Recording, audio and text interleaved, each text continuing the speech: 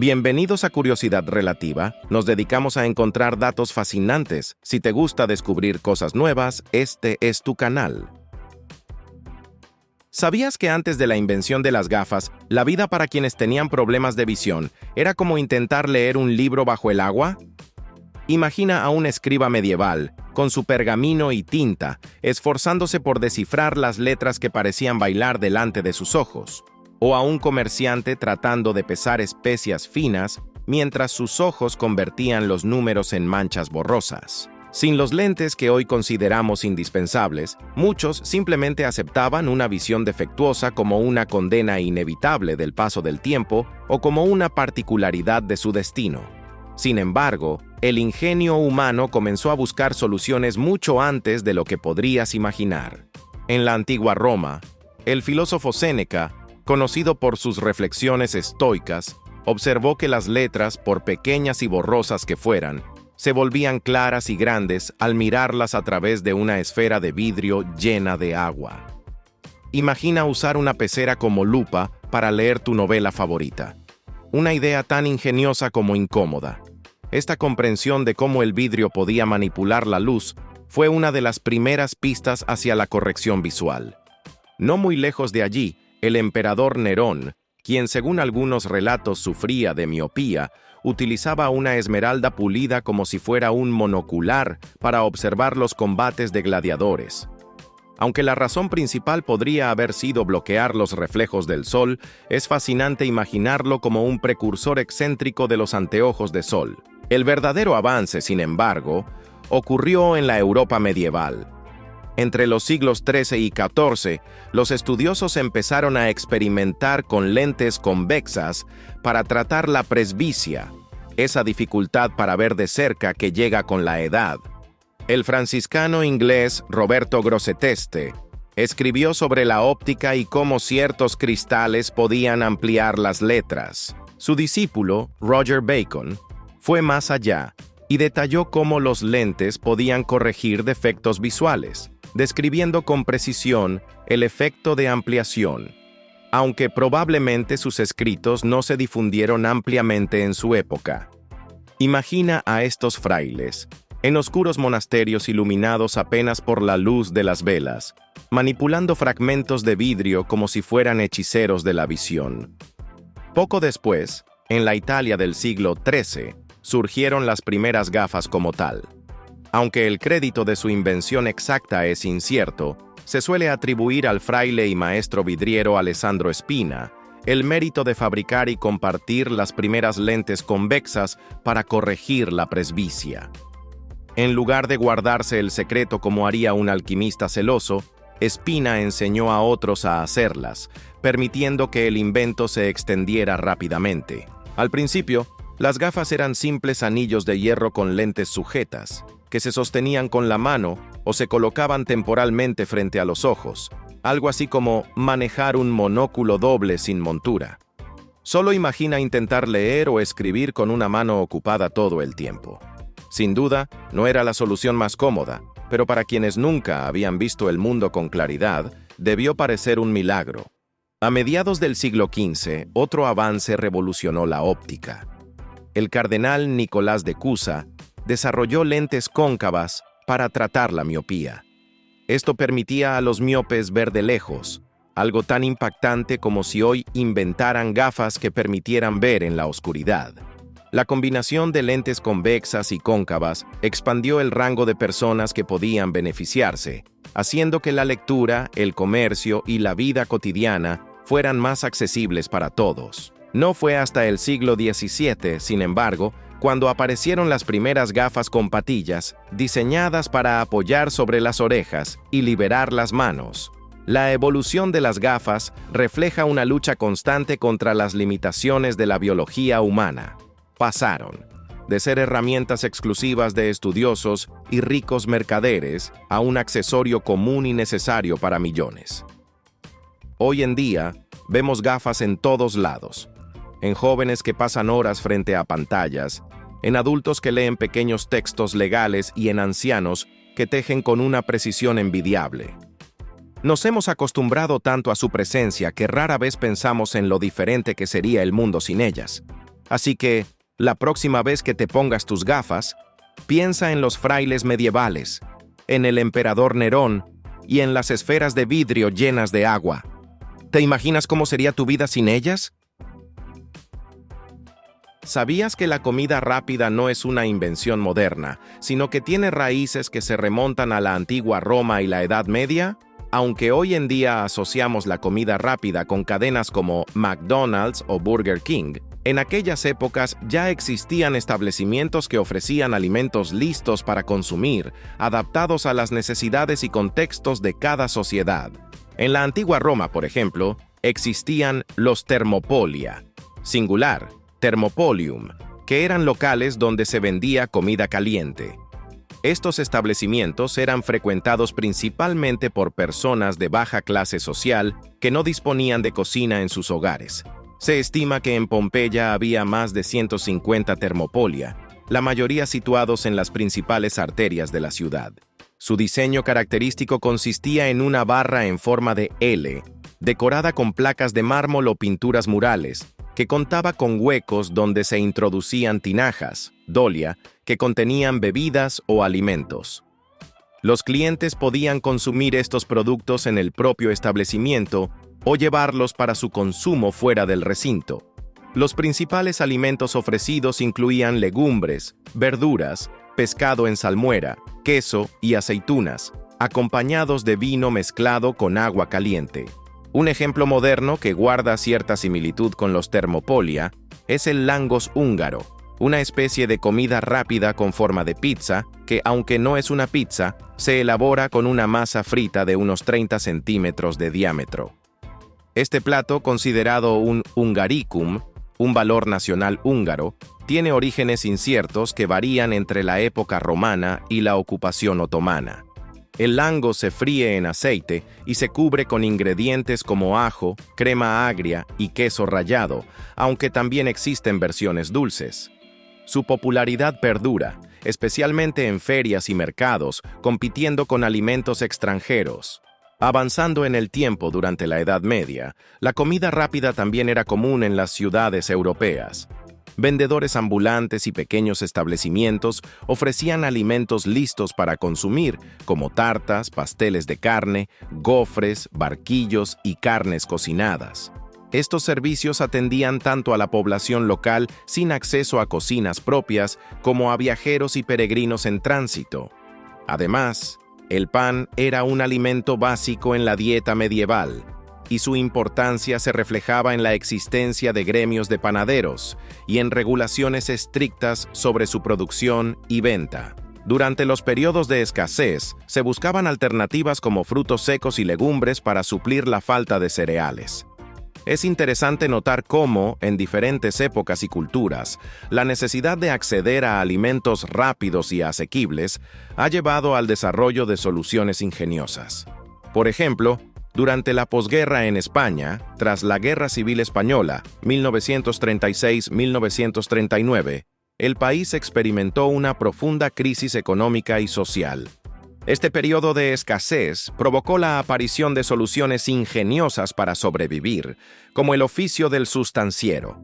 Estos ambulantes alquilaban huesos de jamón a cambio de unas pocas pesetas para que las amas de casa pudieran dar sabor a sus guisos, ejemplificando el ingenio humano en tiempos difíciles.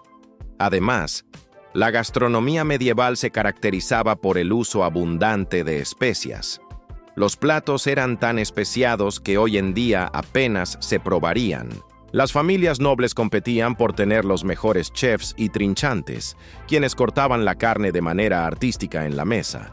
Este acto se resistía a ser reemplazado por el uso del tenedor personal, que se introdujo en la península ibérica en 1450. Un ejemplo de la riqueza culinaria de la época es el Llibre de Saint-Sauvy, el recetario más antiguo de la península, escrito en valenciano en 1324, que contiene 72 recetas mediterráneas que reflejan ingredientes y prácticas culinarias de la época. Estos ejemplos ilustran cómo, desde tiempos antiguos, las sociedades han desarrollado soluciones para ofrecer alimentos rápidos y accesibles a diversas poblaciones, adaptándose a las necesidades y contextos de cada época. ¿No es fascinante cómo la necesidad de una comida rápida y conveniente ha sido una constante a lo largo de la historia humana? ¿Sabías que muchas de las creencias populares sobre la antigua Roma y sus restos arqueológicos están basadas en mitos y malentendidos?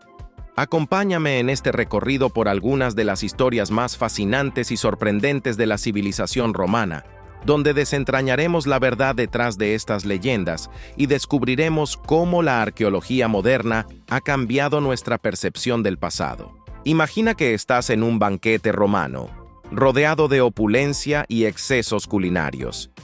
Existe la creencia de que los romanos, después de comer en exceso, se retiraban a una sala especial llamada vomitorium para vaciar sus estómagos y continuar comiendo. Sin embargo, este es un concepto erróneo. El término vomitorium en realidad se refiere a los pasillos de los anfiteatros que permitían la rápida entrada y salida de los espectadores, similar a las salidas de emergencia en los estadios modernos. Otro mito común es que las estatuas romanas eran de un blanco inmaculado, reflejando una estética de pureza y simplicidad. La realidad es que estas esculturas estaban originalmente pintadas con colores vibrantes, representando de manera realista detalles como tonos de piel y vestimentas. Con el tiempo, la pintura se desvaneció, dejando las estatuas con el aspecto monocromático que conocemos hoy. Este fenómeno es comparable a encontrar una fotografía antigua en blanco y negro y asumir que el mundo de entonces carecía de color.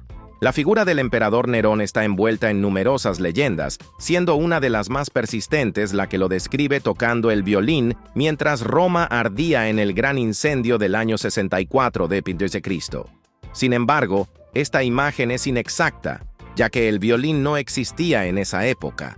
Además, las fuentes históricas sugieren que Nerón no estaba en la ciudad cuando comenzó el incendio y que al regresar, participó activamente en las labores de socorro. Este malentendido es similar a culpar a una figura histórica de un evento, utilizando anacronismos que distorsionan la realidad. En el ámbito de los descubrimientos arqueológicos, la ciudad de Pompeya ha sido fuente de innumerables hallazgos que han moldeado nuestra comprensión de la vida romana. Recientemente, análisis de ADN realizados en los restos de 14 habitantes de Pompeya han revelado que algunas interpretaciones anteriores eran incorrectas. Por ejemplo, la famosa figura de una madre con un brazalete de oro y su hijo resultó ser en realidad un hombre y un niño sin parentesco. Este descubrimiento nos recuerda que las apariencias pueden ser engañosas y que la ciencia moderna puede desmentir suposiciones arraigadas. Otro hallazgo fascinante es el de la isla Tiberina, ubicada en el río Tíber en Roma. Según la leyenda, esta isla se formó sobre el cuerpo del derrocado rey Tarquinio el Soberbio, o sobre los granos de trigo que le pertenecían y que fueron arrojados al río por el pueblo romano.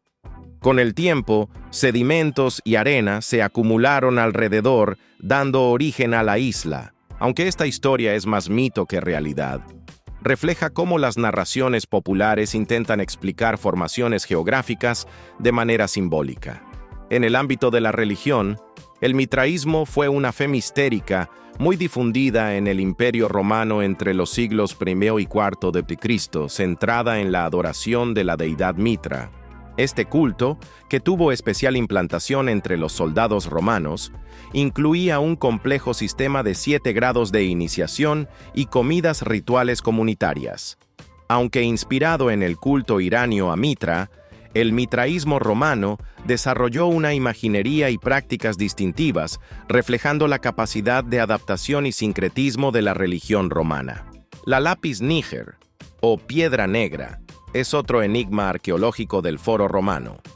Este antiguo santuario, junto con el Volcanal, constituye uno de los pocos restos que quedan del antiguo comicio, una zona de asamblea que precedió al foro.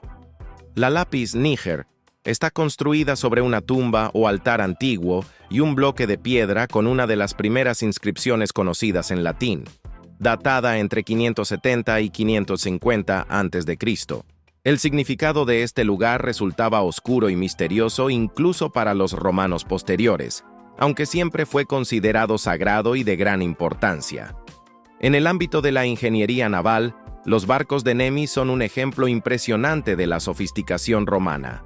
Estos enormes barcos, descubiertos en el lago de Nemi, cerca de Roma, fueron construidos por orden del emperador Calígula en el siglo I, después de Cristo, equipados con lujosos adornos y avanzadas tecnologías para la época, como sistemas de calefacción y tuberías de plomo. Estos barcos reflejan el poder y la opulencia del Imperio Romano. Su descubrimiento en el siglo XX arrojó luz sobre aspectos menos conocidos de la ingeniería y el lujo romanos. Por último, el Lupercal, la legendaria cueva donde la loba amamantó a Rómulo y Remo, fundadores de Roma, ha sido objeto de fascinación durante siglos. En 2007, arqueólogos italianos anunciaron el posible descubrimiento de esta cueva bajo las ruinas de la casa de Augusto en el Palatino. Este hallazgo, si bien aún sujeto a debate, podría conectar la mitología fundacional de Roma con evidencias arqueológicas tangibles, ofreciendo una ventana. ¿Sabías que existen peces capaces de transformar su propio cuerpo para convertirse en maestros del camuflaje? Los pleuronectiformes, conocidos comúnmente como peces planos, son verdaderos especialistas en el arte de desaparecer a simple vista. Imagínalos como los ninjas del océano, capaces de mezclarse perfectamente con el fondo marino gracias a una serie de adaptaciones sorprendentes. Entre sus filas se encuentran especies como el lenguado, el rodaballo, el fletán y la platija, todas compartiendo una característica única y un poco desconcertante. Sus cuerpos son aplanados lateralmente y asimétricos, con ambos ojos situados en el mismo lado de la cabeza.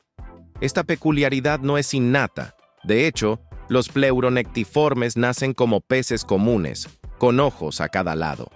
Sin embargo, a medida que crecen, uno de los ojos comienza a desplazarse lentamente hasta posicionarse junto a su gemelo, como si se tratara de un truco de magia biológica.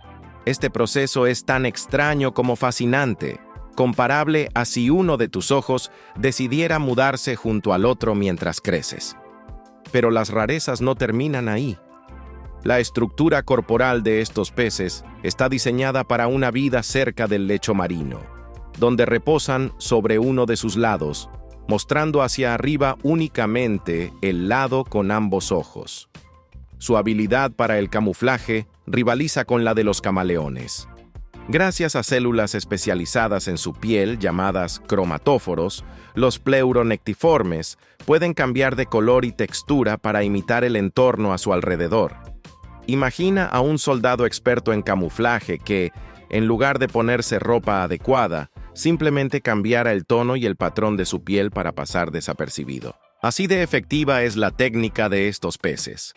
En un fondo arenoso, el lenguado puede volverse casi invisible, cubriéndose ligeramente con granos de arena y esperando pacientemente a que una presa desprevenida pase cerca. En términos de alimentación, los pleuronectiformes no son menos impresionantes. Con una dieta basada en pequeños crustáceos, moluscos y peces, su estrategia es la paciencia combinada con ataques rápidos y certeros. A diferencia de los tiburones, que cortan las aguas con violencia para atrapar a sus presas, estos peces planos prefieren el sigilo y la sorpresa, como un francotirador esperando el momento perfecto para disparar.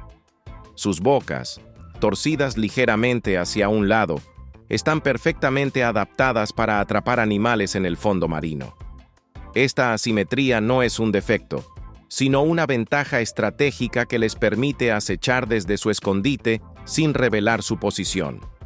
La evolución de los pleuronectiformes plantea preguntas intrigantes sobre cómo la adaptación puede crear seres tan curiosos y efectivos.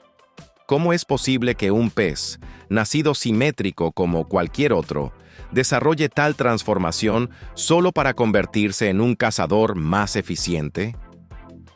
Algunos científicos creen que esta especialización extrema es el resultado de millones de años de presión evolutiva, una carrera constante entre depredadores y presas donde solo los más astutos sobreviven. La evidencia fósil sugiere que los ancestros de estos peces comenzaron a desarrollar su forma aplanada y sus ojos migratorios hace unos 50 millones de años, en un proceso lento pero imparable que los llevó a convertirse en los depredadores sigilosos que conocemos hoy. En cuanto a la reproducción, los pleuronectiformes tampoco son ordinarios. Sus huevos son pelágicos, es decir, flotan en la columna de agua hasta eclosionar. Los alevines, aún simétricos, deben enfrentar un cambio drástico en su morfología durante los primeros meses de vida, cuando ocurre la migración ocular. Es como si, después de nacer, cada uno de estos peces tuviera que pasar por una metamorfosis comparable a la de una oruga convirtiéndose en mariposa, pero con un resultado mucho menos glamoroso y mucho más eficiente para cazar en el fondo marino. Así, los pleuronectiformes nos muestran que en el océano, la supervivencia depende tanto de la adaptación como de la estrategia. Cada aspecto de su anatomía y comportamiento parece haber sido cuidadosamente esculpido por la evolución para hacerlos casi invisibles y letales a la vez. Al final, estos peces planos nos obligan a preguntarnos, ¿qué otros secretos fascinantes guarda el fondo del mar que aún no hemos descubierto? ¿Sabías que en las profundidades del océano habita una criatura capaz de propinar golpes tan potentes que rivalizan con la fuerza de una bala calibre .22? Este formidable boxeador marino es el camarón mantis pavo real, Odontodactylus silarus, un crustáceo que ha fascinado a científicos y entusiastas por igual debido a sus habilidades únicas y su asombrosa resistencia a los impactos. Imagina por un momento que tienes la habilidad de golpear con una fuerza tan devastadora que podrías romper el vidrio de un acuario o destrozar la concha de un molusco en milisegundos. Eso es exactamente lo que hace el camarón mantis con sus apéndices especializados, conocidos como masas dáctilas. Estos martillos naturales pueden acelerar con una rapidez comparable a la de una bala, alcanzando velocidades de hasta 80 km/h en un abrir y cerrar de ojos. Ahora bien, cualquier otro organismo que intentara semejante hazaña probablemente sufriría daños internos severos debido a las intensas ondas de choque generadas por tales impactos. Pero el camarón mantis posee un secreto evolutivo que le permite salir ileso de sus propios ataques demoledores. Un escudo fonónico incorporado en su anatomía. Este escudo fonónico es una maravilla de la ingeniería natural. Consiste en una estructura en capas dentro de la masa dáctila que filtra selectivamente las ondas de estrés de alta frecuencia, las mismas que podrían causar daños en los tejidos biológicos del camarón. Es como si llevara una armadura interna que amortigua las vibraciones perjudiciales, permitiéndole golpear repetidamente sin autolesionarse. Para entender mejor esta adaptación, pensemos en los chalecos antibalas utilizados por las fuerzas de seguridad. Estos chalecos están diseñados para dispersar la energía de una bala, reduciendo el daño al usuario.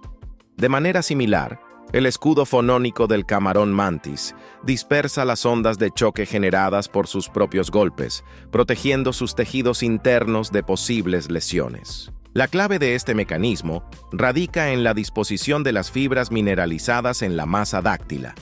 Estas fibras están organizadas en un patrón de espiga, lo que otorga una resistencia excepcional a las fracturas. Además, por debajo de esta capa, existe una estructura periódica con un arreglo de fibras en forma de tornillo, conocida como estructura de Bulligand, que actúa como filtro para las ondas de estrés de alta frecuencia. Este sofisticado diseño no solo le permite al camarón mantis protegerse de sus propios ataques, sino que también le otorga una ventaja evolutiva significativa. Al poder golpear con fuerza sin riesgo de autolesionarse, este crustáceo puede cazar eficientemente y defender su territorio de posibles amenazas. Los científicos han quedado tan impresionados por esta adaptación que están estudiando cómo aplicar este conocimiento en el desarrollo de materiales sintéticos. Imagina equipos de protección personal, como cascos o chalecos, que incorporen estructuras inspiradas en el escudo fonónico del camarón mantis. Estos materiales podrían filtrar y dispersar las ondas de choque de manera más efectiva, ofreciendo una protección superior en entornos peligrosos. Además, en el ámbito militar y deportivo, donde las lesiones por impactos y explosiones son una preocupación constante, la implementación de diseños basados en el camarón mantis podría revolucionar la manera en que protegemos a las personas. Equipos más livianos y resistentes podrían desarrollarse, reduciendo el riesgo de lesiones graves y mejorando la seguridad general. La naturaleza, a lo largo de millones de años de evolución, ha perfeccionado soluciones a problemas que los humanos apenas comenzamos a comprender.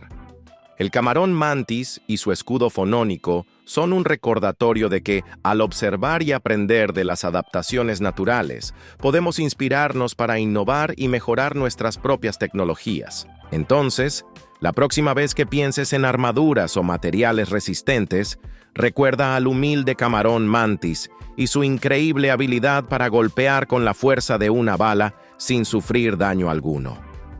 ¿Qué otras maravillas ocultas en la naturaleza podrían estar esperando a ser descubiertas e inspirar la próxima generación de avances tecnológicos?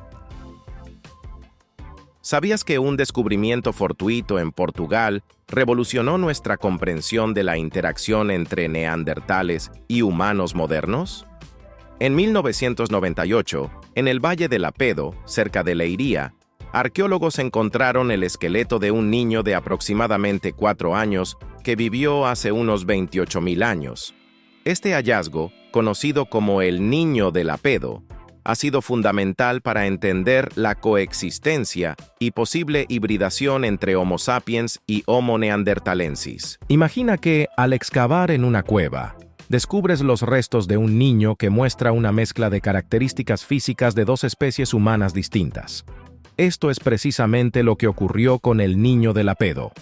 Su esqueleto presentaba una combinación de rasgos anatómicos, mientras que su estructura corporal y extremidades largas eran propias de los humanos modernos. Ciertos aspectos, como la robustez de sus huesos y la forma de su mandíbula, recordaban a los neandertales. Este descubrimiento fue comparable a encontrar una pieza de un rompecabezas que nadie sabía que faltaba. Hasta entonces, la comunidad científica debatía si neandertales y humanos modernos habían coexistido, y de ser así, si habían interactuado lo suficiente como para cruzarse entre sí. El Niño de Lapedo proporcionó evidencia tangible que sugería que no solo coexistieron, sino que también pudieron haberse mezclado genéticamente. Para ponerlo en perspectiva, es como si descubriéramos que dos ramas distintas de un árbol genealógico, que se pensaban separadas, en realidad se entrelazaron en algún punto del pasado. Este hallazgo desafió la noción de que los neandertales fueron simplemente reemplazados por los humanos modernos sin interacción significativa. Recientemente, un estudio dirigido por el arqueólogo João Silhão, del Centro de Arqueología de la Universidad de Lisboa, aplicó una técnica de datación avanzada basada en hidroxiprolina para determinar con mayor precisión la antigüedad del esqueleto. Los resultados confirmaron que el niño vivió hace entre 27.780 y 28.850 años, lo que refuerza la hipótesis de que neandertales y humanos modernos coexistieron en la península ibérica durante ese periodo. El entierro del Niño de Lapedo también ofrece una ventana a las prácticas culturales de la época. El cuerpo fue hallado en posición extendida, acompañado de adornos hechos con conchas y dientes de ciervo, lo que indica rituales funerarios complejos.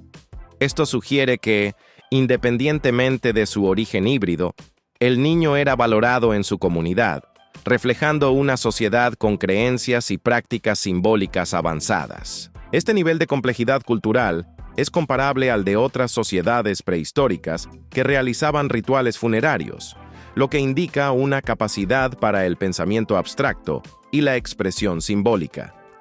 Es fascinante considerar que, hace miles de años, grupos humanos ya mostraban comportamientos que hoy asociamos con la humanidad moderna. El hallazgo del niño de Lapedo también ha influido en estudios genéticos posteriores.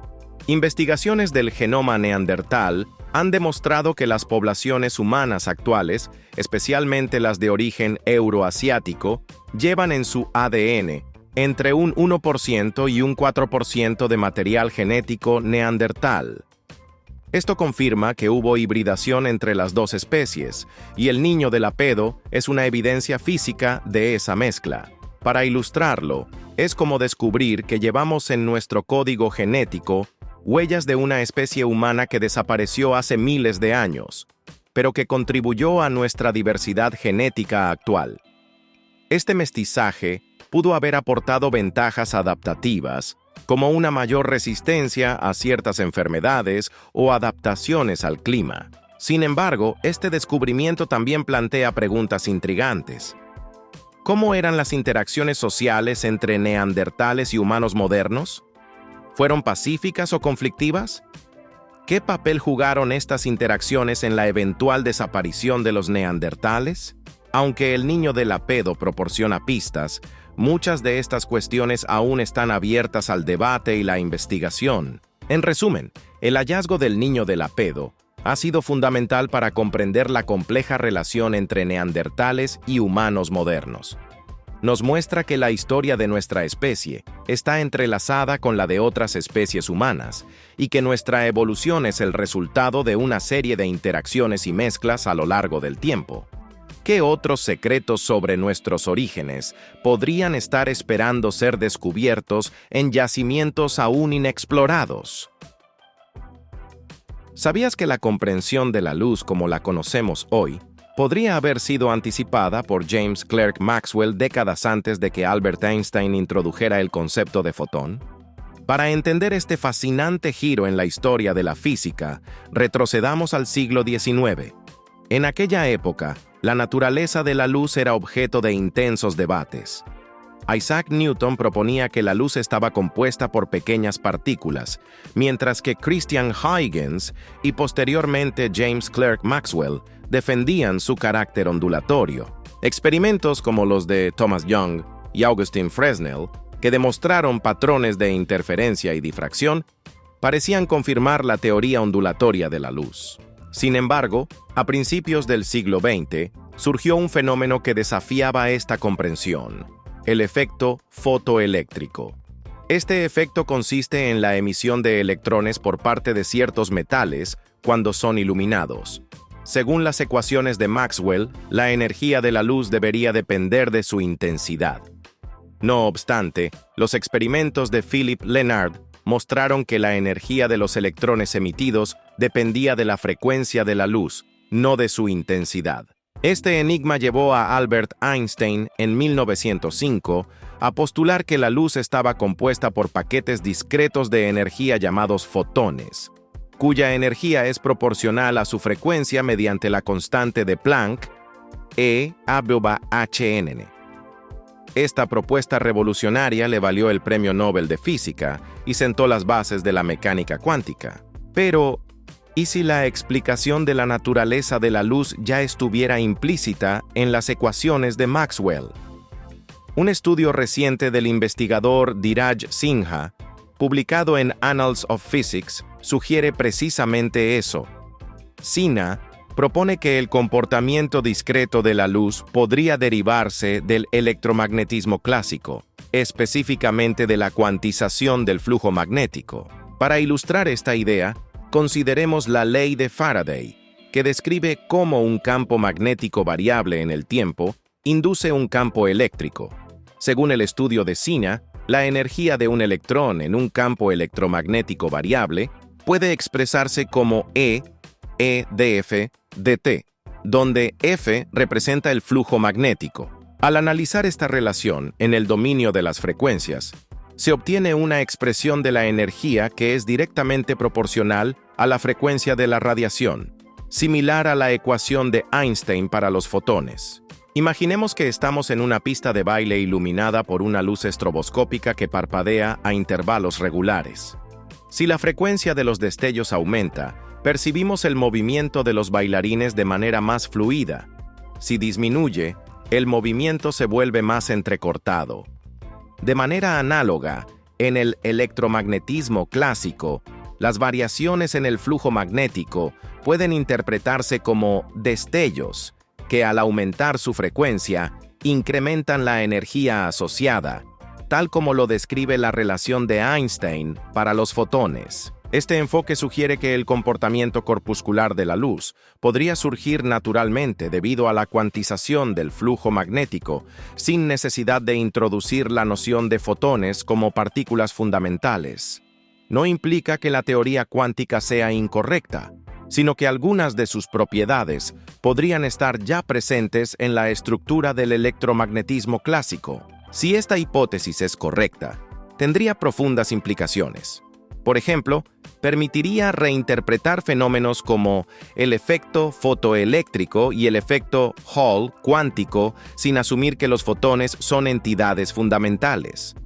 Además, podría conectar la teoría cuántica con el electromagnetismo clásico de una manera que hasta ahora no se había considerado.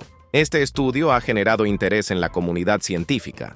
Lawrence Horowitz, físico de la Universidad de Tel Aviv, lo considera una contribución valiosa a la teoría de los fotones y los electrones.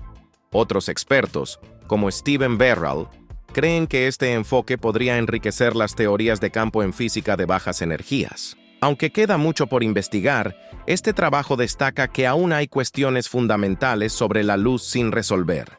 Al igual que las ecuaciones de Maxwell eran relativistas antes de la relatividad, ahora parece que también podrían ser cuánticas antes de la cuántica.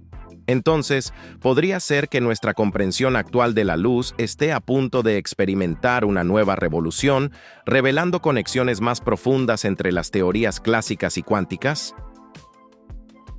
¿Sabías que los fotones, esas partículas fundamentales que componen la luz, no tienen una forma definida como solemos imaginar? Para comprender mejor este concepto, pensemos en cómo percibimos la luz en nuestra vida cotidiana.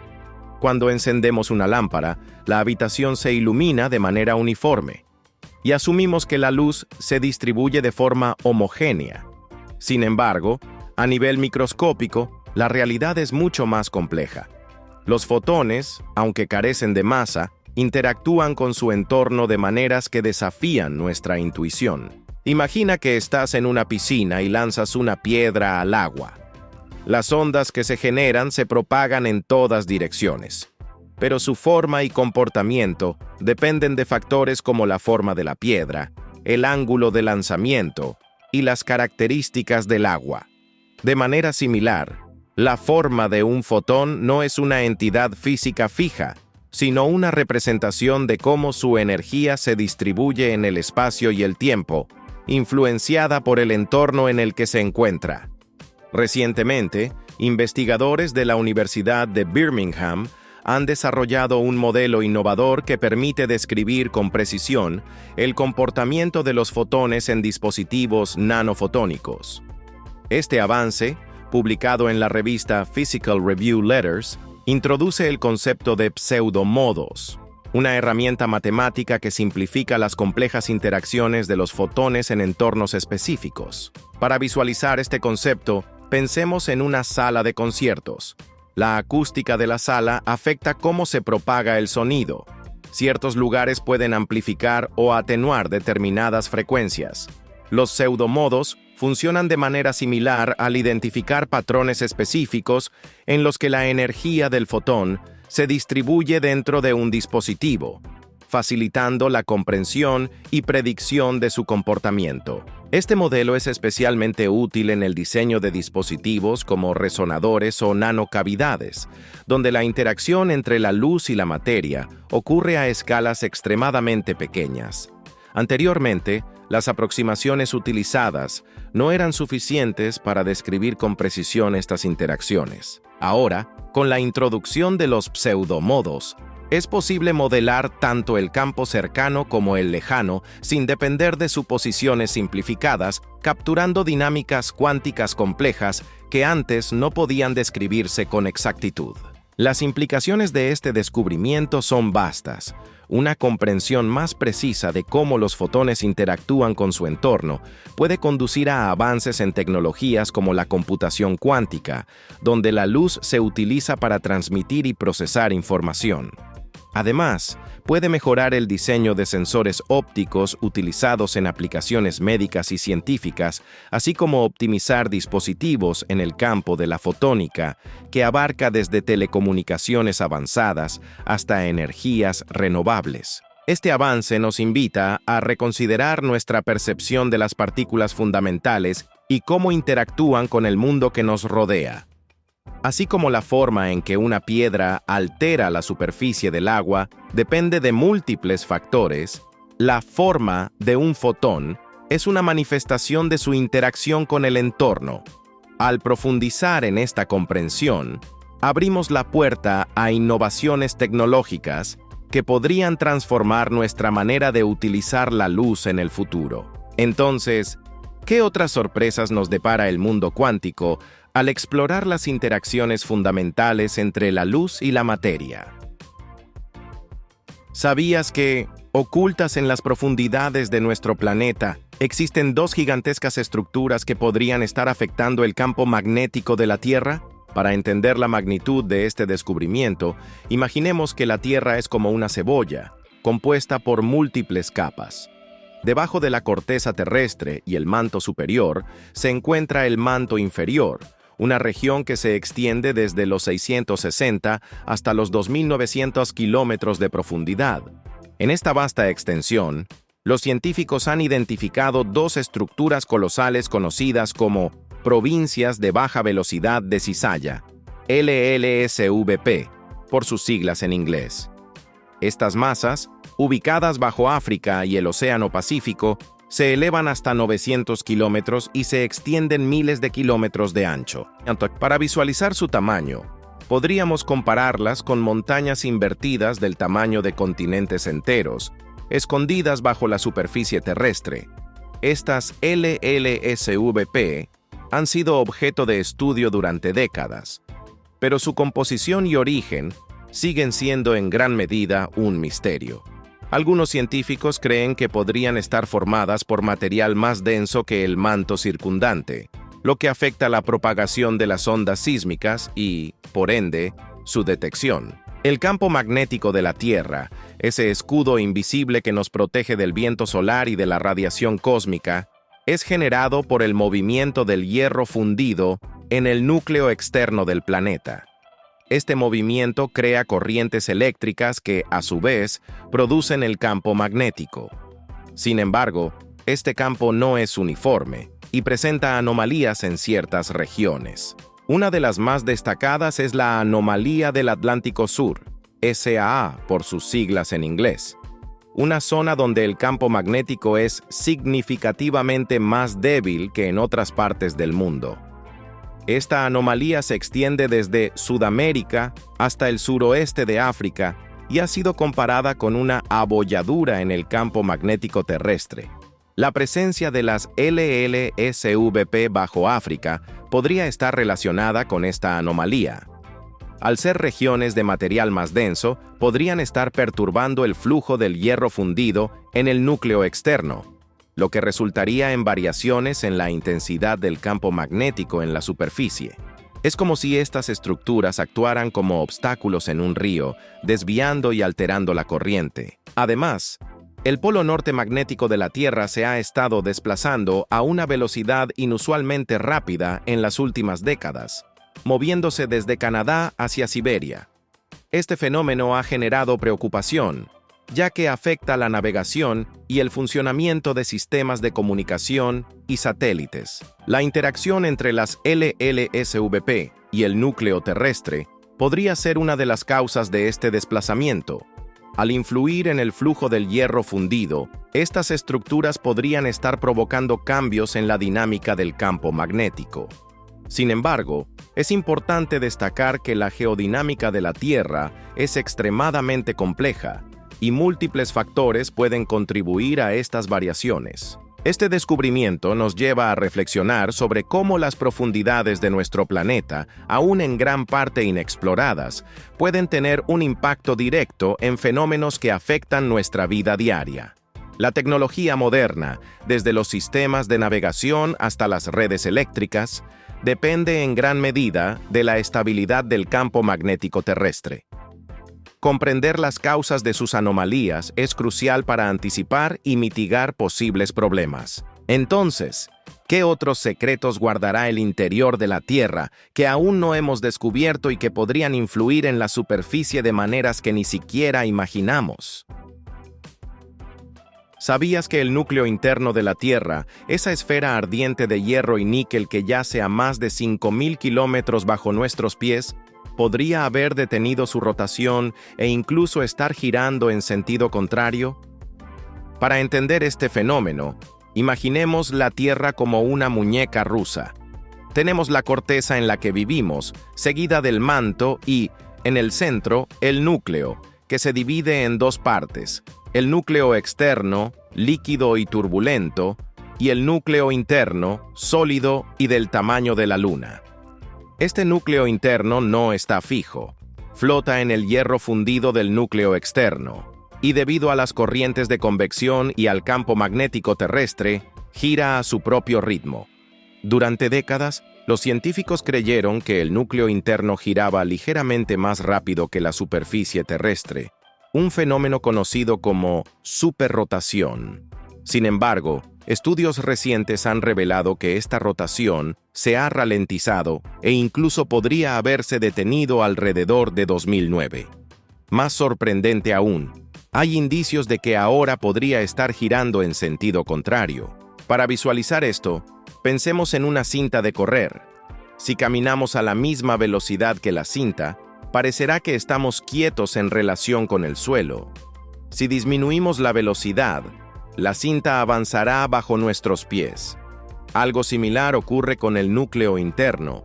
Su rotación relativa puede variar en comparación con la superficie terrestre. Este descubrimiento se basa en el análisis de ondas sísmicas generadas por terremotos. Al viajar a través de las diferentes capas de la Tierra, estas ondas proporcionan información sobre la estructura y dinámica internas del planeta.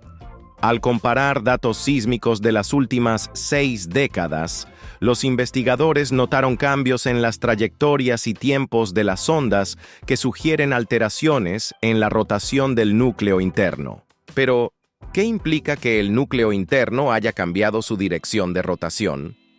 Aunque no lo sentimos en nuestra vida diaria, este fenómeno podría influir en procesos geológicos y climáticos a largo plazo. Por ejemplo, la rotación del núcleo interno está vinculada al campo magnético terrestre, que nos protege de la radiación solar.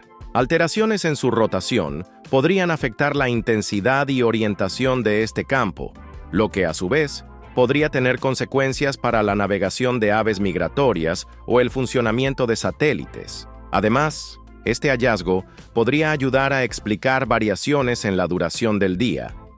La rotación de la Tierra no es perfectamente constante. Experimenta pequeñas fluctuaciones que podrían estar relacionadas con los movimientos del núcleo interno. Es como si el latido del corazón de nuestro planeta tuviera un ritmo propio que influye en su pulso general. Este descubrimiento nos recuerda lo mucho que aún desconocemos sobre las profundidades de nuestro planeta. Aunque hemos explorado la superficie lunar y enviado sondas a los confines del sistema solar, el interior de la Tierra sigue siendo en gran medida un misterio. Cada nuevo hallazgo nos ofrece una pieza más del rompecabezas geológico y nos acerca a comprender mejor el funcionamiento interno de nuestro hogar planetario. Entonces, ¿qué otros secretos guardará el núcleo de la Tierra que aún no hemos descubierto y que podrían redefinir nuestra comprensión del planeta? ¿Sabías que durante la Edad Media, cuando la peste negra arrasaba Europa, médicos y filósofos intentaban explicar esta devastadora enfermedad con teorías que hoy nos parecerían sorprendentes? La peste negra, que asoló Europa en el siglo XIV, causando la muerte de millones y transformando profundamente la sociedad de la época, fue atribuida a diversas causas por los eruditos medievales. En aquel entonces, la medicina y la ciencia estaban profundamente influenciadas por la astrología y la filosofía natural. Por ejemplo, la Facultad de Medicina de París, una de las más prestigiosas de la época, elaboró un informe en 1348 que atribuía la peste a una conjunción planetaria ocurrida en 1345. Según este informe, la alineación de Saturno, Júpiter y Marte habría corrompido el aire, provocando la mortal epidemia. Esta explicación se basaba en la teoría de los miasmas, que sostenía que las enfermedades eran causadas por aires corruptos o vapores nocivos emanados de materia en descomposición. Así, se creía que el aire envenenado penetraba en el cuerpo y provocaba la enfermedad. Esta teoría prevaleció durante siglos, hasta que avances en la microbiología demostraron la verdadera causa de muchas enfermedades infecciosas. Además de las explicaciones astrológicas y ambientales, algunos médicos medievales recurrieron a la teoría de los 4 humores para entender la peste. Esta teoría, heredada de la medicina hipocrática y galénica, sostenía que el cuerpo humano estaba compuesto por 4 humores: sangre, flema, bilis amarilla y bilis negra. La salud dependía del equilibrio entre estos humores, y la enfermedad era consecuencia de su desequilibrio. Por ejemplo, se pensaba que un exceso de bilis negra podía causar melancolía y otras afecciones. Para restablecer el equilibrio, se empleaban tratamientos como la sangría o la aplicación de ventosas. Un ejemplo notable de las explicaciones medievales sobre la peste es el tratado Regiment de Preservatio a Epidemia e Pestilencia e Mortaldats, escrito por Jaume d'Agramunt en 1348. Este médico catalán combinó observaciones precisas de la enfermedad con explicaciones astrológicas y consejos prácticos para evitar el contagio. Lamentablemente, poco después de entregar su obra, Jaume d'Agramunt murió a causa de la misma peste que estudió. Las medidas preventivas recomendadas por los médicos medievales también reflejaban sus creencias sobre las causas de la peste. Por ejemplo, se aconsejaba evitar el aire nocturno, cerrar ventanas orientadas al norte y quemar hierbas aromáticas para purificar el ambiente. Estas prácticas buscaban contrarrestar los supuestos miasmas presentes en el aire. Además, se recomendaba llevar una vida moderada, evitar excesos en la dieta y mantener una buena higiene personal. Es interesante notar que, aunque las explicaciones medievales sobre la peste estaban basadas en conocimientos limitados y creencias erróneas, algunas de las medidas preventivas que promovían, como la higiene y el aislamiento de los enfermos, eran efectivas para reducir la propagación de la enfermedad. Sin embargo, la falta de comprensión sobre la verdadera causa de la peste limitaba la eficacia de estas medidas. Hoy sabemos que la peste negra fue causada por la bacteria Yersinia pestis, transmitida principalmente por pulgas que parasitaban a roedores. Esta bacteria provocaba 3 formas de peste: bubónica, neumónica y septicémica. La peste bubónica, la más común durante el brote, se caracterizaba por la inflamación de los ganglios linfáticos, conocidos como bubones. La neumónica afectaba los pulmones y la septicémica se propagaba por el torrente sanguíneo, siendo ambas formas altamente mortales. El impacto de la peste negra en la sociedad medieval fue inmenso. Se estima que entre el 30% y el 60% de la población europea pereció a causa de la enfermedad, lo que equivale a alrededor de 25 millones de personas.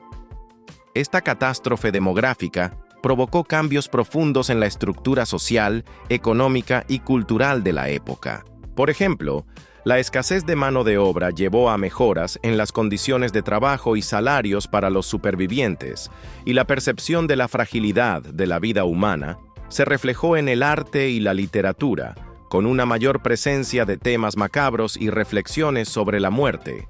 La peste negra también tuvo un impacto duradero en la cultura y mentalidad de la época, incrementando la religiosidad y provocando persecuciones injustas, especialmente contra las comunidades judías. Entonces, considerando las explicaciones y medidas adoptadas durante la peste negra, ¿cómo habríamos enfrentado una pandemia similar si hubiéramos contado con el conocimiento científico y médico actual?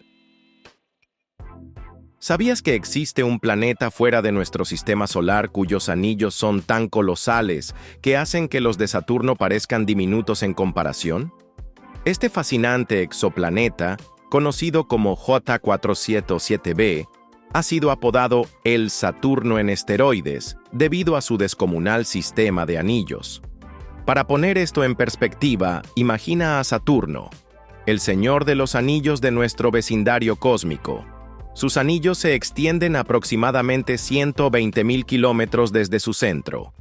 Ahora visualiza un sistema de anillos que se extiende 200 veces más, alcanzando unos impresionantes 120 millones de kilómetros.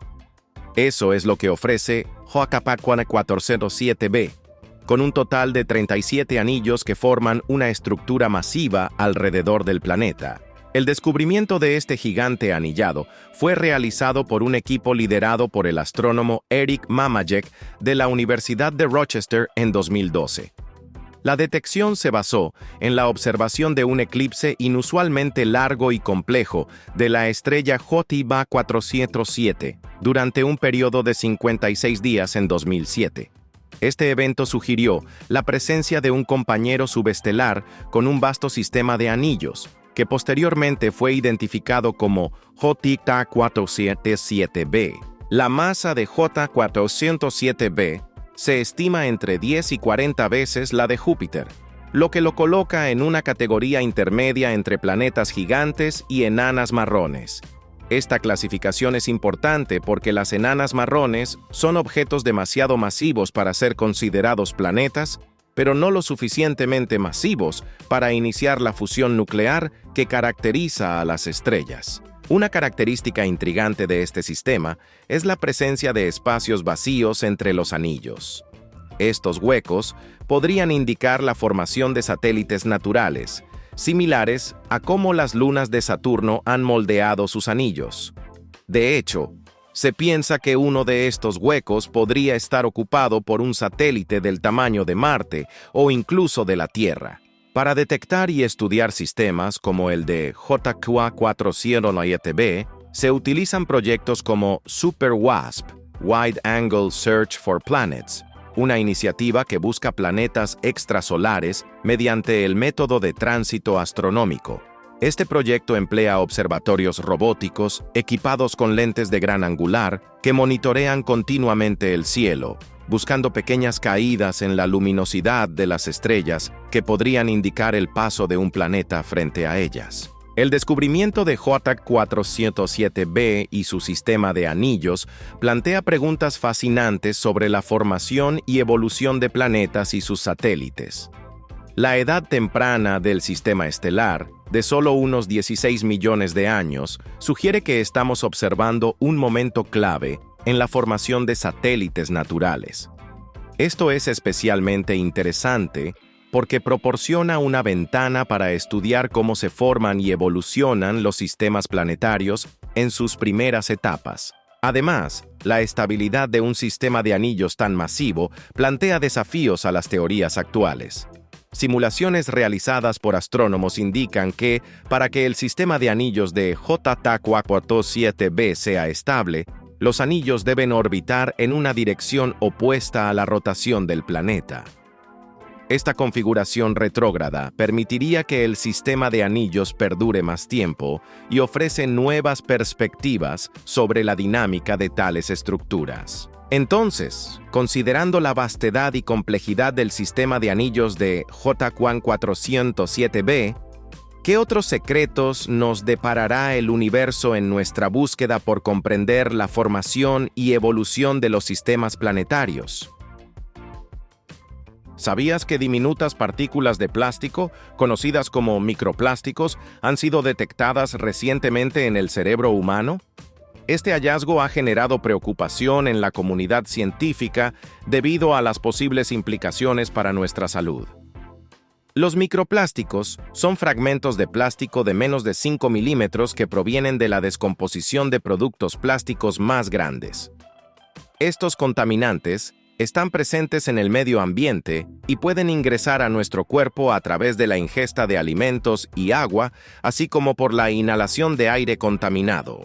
Un estudio reciente publicado en Nature Medicine reveló que los microplásticos y nanoplásticos, partículas aún más pequeñas, de 1 a 1000 nanómetros, se acumulan en niveles más altos en el cerebro humano que en otros órganos, como el hígado y los riñones. Además, se encontraron concentraciones significativamente más altas de estas partículas en muestras de 2024 en comparación con las de 2016, y niveles más elevados en cerebros de personas diagnosticadas con demencia. Para entender mejor cómo estas diminutas partículas pueden afectar nuestro cerebro, imaginemos que el cuerpo humano es una ciudad y el cerebro es su centro administrativo. Los microplásticos serían como pequeñas partículas de polvo que, al acumularse en las oficinas centrales, podrían interferir con el funcionamiento eficiente de la administración. Aunque nuestro cuerpo tiene mecanismos de defensa para eliminar sustancias extrañas, la acumulación constante de microplásticos podría sobrecargar estos sistemas y provocar problemas de salud. La presencia de microplásticos en el cerebro es especialmente preocupante debido a la posibilidad de que estas partículas atraviesen la barrera hematoencefálica, una estructura que protege al cerebro de sustancias potencialmente dañinas presentes en la sangre. Se cree que las partículas más pequeñas, de menos de 200 nanómetros y compuestas principalmente de polietileno, son las más propensas a cruzar esta barrera y acumularse en las paredes de los vasos sanguíneos y en las células inmunitarias del cerebro. Aunque aún no se ha establecido una relación directa entre la acumulación de microplásticos en el cerebro y enfermedades neurológicas, la presencia de estas partículas en mayores concentraciones en personas con demencia sugiere una posible conexión que requiere más investigación. Además, estudios en laboratorio han demostrado que los microplásticos pueden causar daños a las células humanas, lo que aumenta la preocupación sobre sus efectos en la salud. Para reducir nuestra exposición a los microplásticos, los expertos recomiendan varias medidas prácticas. Por ejemplo, cambiar el consumo de agua embotellada por agua filtrada del grifo podría disminuir significativamente la ingesta de microplásticos, pasando de aproximadamente 90.000 a 4.000 partículas anuales. Además, evitar calentar alimentos en recipientes de plástico, especialmente en el microondas, y optar por alternativas como vidrio o acero inoxidable para el almacenamiento de alimentos puede ayudar a minimizar la exposición. Otra fuente de exposición a microplásticos es el uso de bolsas de té de plástico, que pueden liberar miles de partículas en una sola taza. Optar por bolsas de té de papel o infusores reutilizables de metal puede ser una alternativa más segura. Además, la ropa hecha de fibras sintéticas, como el poliéster, libera microplásticos durante el lavado. Elegir prendas de materiales naturales y utilizar bolsas de lavado especiales que atrapan las fibras pueden reducir la contaminación. La creciente presencia de microplásticos en nuestro entorno y su detección en órganos humanos resaltan la necesidad de abordar la contaminación plástica de manera integral. Esto incluye mejorar la gestión de residuos plásticos, promover el reciclaje y desarrollar materiales alternativos biodegradables.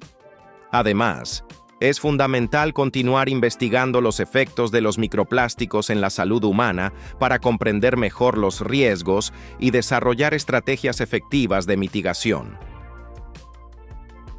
¿Sabías que el sistema inmunológico, encargado de defendernos contra infecciones y enfermedades, podría estar involucrado en el desarrollo de la enfermedad de Parkinson? Recientes investigaciones han revelado que ciertas respuestas autoinmunes podrían desempeñar un papel crucial en esta afección neurológica. La enfermedad de Parkinson es un trastorno neurodegenerativo que afecta principalmente a las neuronas productoras de dopamina en una región específica del cerebro. Esta pérdida neuronal conduce a síntomas motores característicos, como temblores, rigidez y dificultad para moverse. Tradicionalmente, se ha considerado que factores genéticos y ambientales contribuyen a la aparición de la enfermedad. Sin embargo, estudios recientes sugieren que el sistema inmunológico podría ser un actor principal en este proceso. Para entender mejor esta conexión, imaginemos al sistema inmunológico como el equipo de seguridad de un edificio. Su función es identificar y neutralizar a intrusos, como virus o bacterias, que puedan representar una amenaza. En el contexto de la enfermedad de Parkinson, se ha observado que ciertas células inmunitarias, específicamente las células T, pueden atacar a las neuronas productoras de dopamina. Este ataque podría estar desencadenado por la acumulación anormal de una proteína llamada alfa-sinucleína en estas neuronas. La alfa-sinucleína mal plegada forma agregados que no solo son tóxicos para las neuronas, sino que también pueden ser reconocidos por el sistema inmunológico como elementos extraños, provocando una respuesta autoinmune. Este descubrimiento es significativo porque sugiere que la enfermedad de Parkinson podría tener componentes autoinmunes, similar a otras enfermedades como la esclerosis múltiple, donde el sistema inmunológico ataca la mielina que recubre las neuronas. Esta nueva perspectiva abre la puerta a posibles terapias que modulen la respuesta inmunitaria para proteger las neuronas dopaminérgicas y ralentizar o detener la progresión de la enfermedad. Además, se ha encontrado que ciertas variantes genéticas relacionadas con el sistema inmunológico aumentan el riesgo de desarrollar Parkinson. Por ejemplo, variantes en genes del complejo mayor de histocompatibilidad, CMH, que son cruciales para la presentación de antígenos y la activación de células T, han sido asociadas con la enfermedad. Esto refuerza la hipótesis de que una disfunción en la regulación inmunológica podría contribuir al daño neuronal observado en el Parkinson. Para ilustrar cómo una respuesta autoinmune podría afectar al cerebro, pensemos en una ciudad donde el cuerpo de policía comienza a identificar erróneamente a ciudadanos inocentes como criminales. En lugar de proteger a la comunidad, la fuerza policial comienza a detener y neutralizar a personas que no representan una amenaza, causando caos y disfunción en la ciudad. De manera similar, en una respuesta autoinmune, el sistema inmunológico ataca a células saludables, lo que conduce a disfunciones en el órgano afectado, en este caso, el cerebro. Este nuevo entendimiento de la enfermedad de Parkinson como una posible enfermedad autoinmune plantea preguntas importantes sobre cómo abordamos su tratamiento. Si el sistema inmunológico está involucrado en la progresión de la enfermedad, las terapias inmunomoduladoras podrían convertirse en una estrategia efectiva para proteger las neuronas dopaminérgicas. Actualmente, la levodopa es el tratamiento más eficaz para aliviar los síntomas motores del Parkinson, pero no detiene la degeneración neuronal subyacente. La incorporación de terapias que modulen la respuesta inmunitaria podría ofrecer una nueva esperanza para ralentizar o incluso detener la progresión de la enfermedad. Además, este enfoque podría conducir al desarrollo de biomarcadores inmunológicos que permitan una detección más temprana del Parkinson antes de que los síntomas motores se manifiesten. La identificación de respuestas autoinmunes específicas podría servir como una señal de alerta temprana, permitiendo intervenciones más oportunas y potencialmente más efectivas. Sin embargo, es importante destacar que la investigación en este campo aún está en etapas iniciales. Se requieren más estudios para comprender completamente cómo las respuestas autoinmunes contribuyen al Parkinson y cómo podemos intervenir de manera segura y efectiva. La posibilidad de que el sistema inmunológico, nuestro defensor natural, juegue un papel en la destrucción de neuronas dopaminérgicas es un área fascinante y prometedora de investigación. Entonces, considerando esta nueva perspectiva sobre la enfermedad de Parkinson y la implicación del sistema inmunológico, ¿podría el futuro de su tratamiento residir en terapias que modulen nuestra propia respuesta inmune para proteger el cerebro? ¿Sabías que la fibrosis quística, una enfermedad genética que afecta principalmente a los pulmones, podría ser tratada en el futuro con una terapia génica inhalable? Este innovador enfoque busca corregir el defecto genético directamente en las células pulmonares, ofreciendo esperanza a miles de personas que padecen esta condición. La fibrosis quística es causada por mutaciones en el gen CFTR, responsable de producir una proteína que regula el transporte de sal y agua en las células. Cuando esta proteína no funciona correctamente, se acumula moco espeso en los pulmones, lo que facilita infecciones y dificulta la respiración. Los tratamientos actuales se centran en aliviar los síntomas y mejorar la calidad de vida, pero no abordan la causa subyacente de la enfermedad. La terapia génica inhalable pretende introducir una copia funcional del gen CFTR directamente en las células pulmonares. Para ello, se utilizan vectores, que actúan como vehículos para transportar el material genético. Imagina que las células pulmonares son casas, y el gen CFTR es el manual de instrucciones para mantenerlas limpias y ordenadas. En la fibrosis quística, este manual está defectuoso. La terapia génica busca entregar una copia correcta del manual a cada casa, utilizando un servicio de mensajería eficiente. Uno de los desafíos principales es encontrar el vector adecuado para entregar el gen sin causar efectos secundarios. Se han explorado diferentes tipos de vectores, incluyendo virus modificados y complejos lipídicos conocidos como lipoplexos. Los lipoplexos son estructuras formadas por lípidos catiónicos que pueden encapsular el ADN y fusionarse con las membranas celulares para liberar su contenido en el interior de la célula. Una ventaja de los lipoplexos es que no son inmunógenos, es decir, no provocan una respuesta del sistema inmunológico, lo cual es crucial para evitar reacciones adversas en los pacientes. La administración inhalable de la terapia génica ofrece una ruta directa al tejido afectado, permitiendo que el tratamiento llegue específicamente a las células pulmonares. Esto es comparable a entregar un paquete directamente en la puerta de una casa, en lugar de dejarlo en una oficina de correo central. Al enfocarse en el órgano afectado, se reduce la posibilidad de efectos secundarios sistémicos y se mejora la eficiencia del tratamiento. Aunque la terapia génica inhalable para la fibrosis quística aún se encuentra en fases experimentales, los avances en este campo son prometedores. Por ejemplo, se han realizado estudios utilizando lipoplexos para transferir genes a células epiteliales del sistema respiratorio, mostrando resultados alentadores en cuanto a la expresión del gen terapéutico y la mejora de la función celular. Además, la experiencia con otros tratamientos inhalables, como la Dornasa alfa, ha sentado las bases para el desarrollo de nuevas terapias. La Dornasa alfa es una enzima que descompone el ADN extracelular en el moco, reduciendo su viscosidad y facilitando su eliminación de las vías respiratorias. Su éxito ha demostrado que las terapias inhalables pueden ser efectivas en el manejo de la fibrosis quística. Sin embargo, existen desafíos que deben superarse antes de que la terapia génica inhalable esté disponible para los pacientes. Uno de los principales obstáculos es garantizar que el gen introducido se exprese de manera sostenida y en niveles adecuados para corregir la función de la proteína CFTR.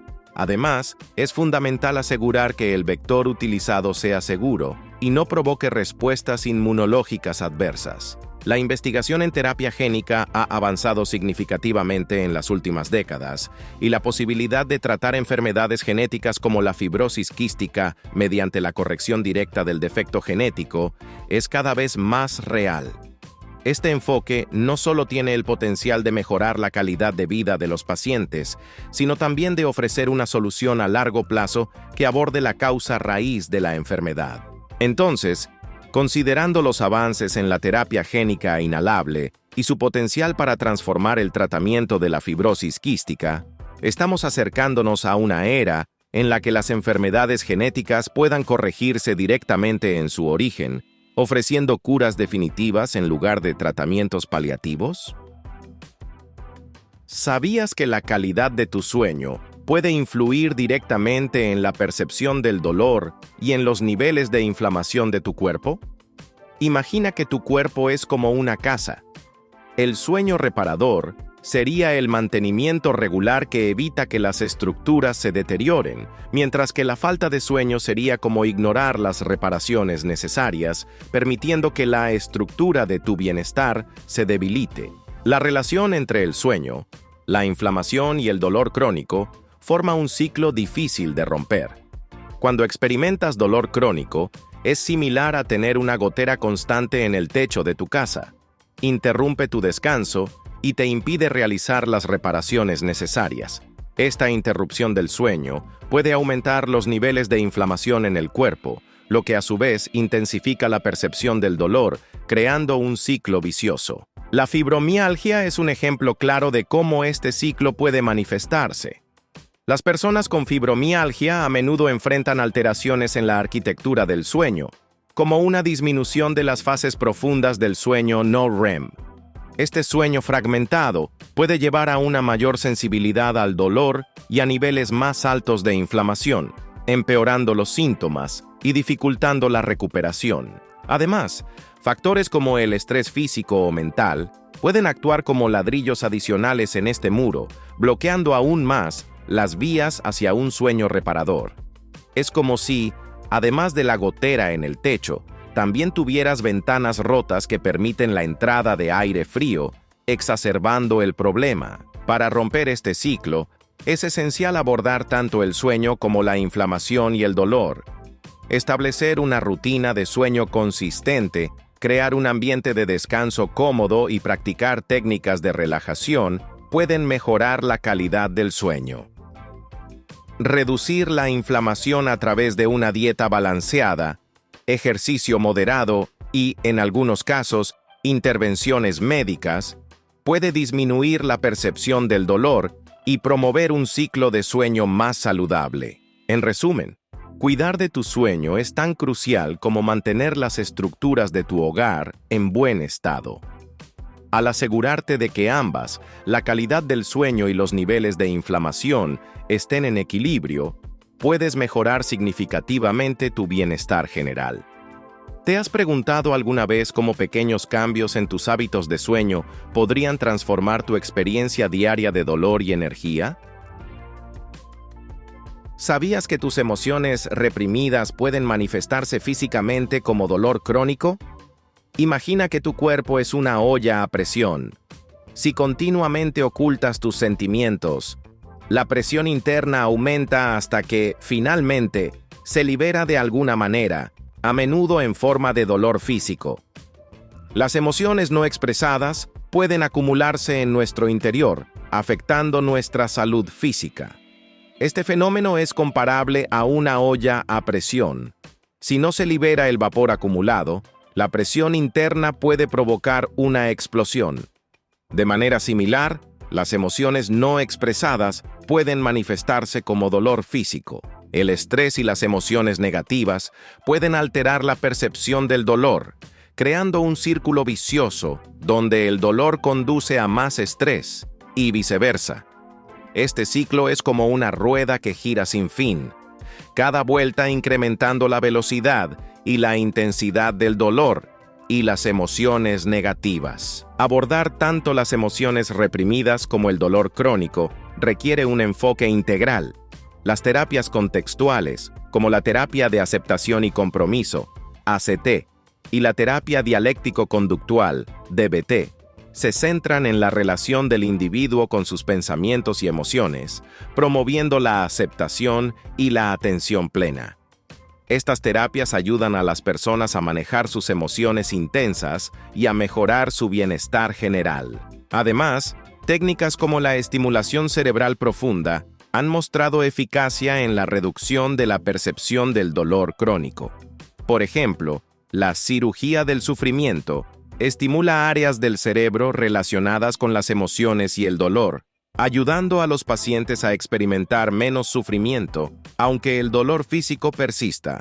En resumen, reconocer y expresar nuestras emociones es crucial para nuestra salud física y mental. Al integrar terapias que abordan tanto el dolor físico como las emociones subyacentes, podemos romper el ciclo del dolor crónico y mejorar nuestra calidad de vida. ¿Te has detenido alguna vez a considerar cómo tus emociones pueden estar afectando tu bienestar físico? ¿Sabías que la creencia de que los hombres soportan menos el dolor que las mujeres es un mito? Durante mucho tiempo se ha asumido que las diferencias de género influían en la tolerancia al dolor, pero recientes estudios han demostrado que, en realidad, hombres y mujeres procesan el dolor de manera diferente. Imagina que el dolor es como una melodía que llega a nuestros oídos. Mientras que algunas personas pueden escucharla con mayor claridad, otras la perciben de forma más atenuada. De manera similar, aunque tanto hombres como mujeres experimentan el dolor, la forma en que lo procesan y responden a él puede variar. Este descubrimiento es comparable a la idea de que todos vemos el mundo en blanco y negro, cuando en realidad nuestras percepciones son más complejas y matizadas. Al comprender que hombres y mujeres pueden tener diferentes respuestas al dolor, podemos apreciar la diversidad de experiencias humanas y evitar generalizaciones simplistas. Entonces, ¿cómo influye esta información en nuestra vida cotidiana? Al reconocer que las experiencias de dolor son subjetivas y pueden variar entre individuos, podemos ser más empáticos y comprensivos con quienes nos rodean. Además, este conocimiento puede impulsar avances en la medicina personalizada, permitiendo tratamientos más efectivos y adaptados a las necesidades específicas de cada persona. En conclusión, la próxima vez que pensemos en el dolor y en cómo lo experimentan los demás, recordemos que nuestras percepciones son únicas y que las diferencias de género son solo una parte de un espectro mucho más amplio de experiencias humanas.